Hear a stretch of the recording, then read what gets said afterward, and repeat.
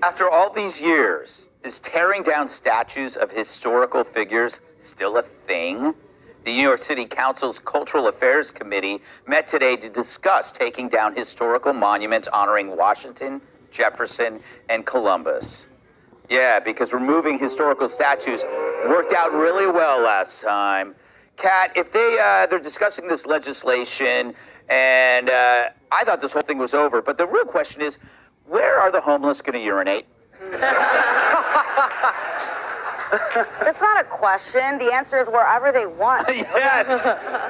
Also, I was reading this article and it was like, okay, if they don't want to take them down, then the Department of Transportation has to consult with the Department of Education. So I actually don't think they'll ever come down because the government will just spend a bunch of money trying to figure out how to do it, and it'll never actually happen. And I also, I don't know, am I just not observant? But does anybody really spend that much time like, oh, that's statues of that guy? Like, everyone just looks at their phone. That's true. That's true. This is like making a big deal where there is no deal at all. At all. You know, Morgan, I mean, without these statues, where are New Yorkers supposed to cover stuff with graffiti? I mean, yeah. That's where I do it. I'm sure that's what you do after the show. Yes, yeah, exactly. Absolutely. The crazy thing about all of this is that there's even a cultural affairs committee. I mean, this is already one of the most diverse and amazing cities on the planet. And so now you need this committee. How about having a committee to deal with crime, homelessness, that millions, thousands of migrants that are coming to the city? You know, I just feel like there's a lot going on in New York that they should be worried about. You know, perhaps those things. Pay attention to the crime of the city. Statues don't rape and rob and kill, Jamie. They don't even move. That's right, except for in this one nightmare I had.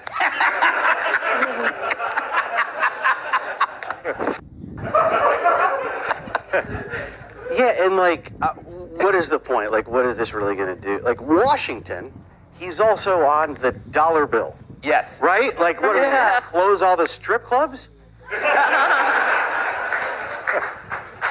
was thinking about Washington on the dollar. I was just thinking, like, man, I hope he liked that picture of himself. There's a headshot of me out there once. I was like, oh, it's everywhere. And, your dollar bill's on yeah. See, I wonder if you were on the dollar bill, you probably get, like, laid a ton. Do you know what I mean? You're just like holding it out like, oh, who's that? And then Franklin comes up like, got change for 100?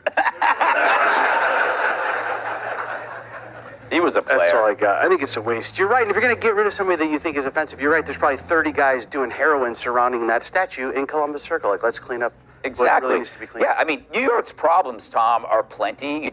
Robbing Walgreens, pushing women in front of subways, you know, shooting up and overdosing on your doorstep. But this is the priority. Yeah, the group said that they want to ban statues from anyone who owned slaves or benefited from slavery. Yeah. Which is, I thought that was me and everybody else, right? Yeah. Yes. Like, these groups keep saying that we're all, we all benefited from slavery. So that would mean that no one would be able to have a statue. But then the people from the Columbus group that was trying to defend Columbus was saying, oh, Columbus was a migrant. And I'm like, oh, now you lost conservatives, you know? Like, that's not going to help. Don't buy into their argument, you know? Well, then we should give back the Statue of Liberty. It's from the French. They were colonialists.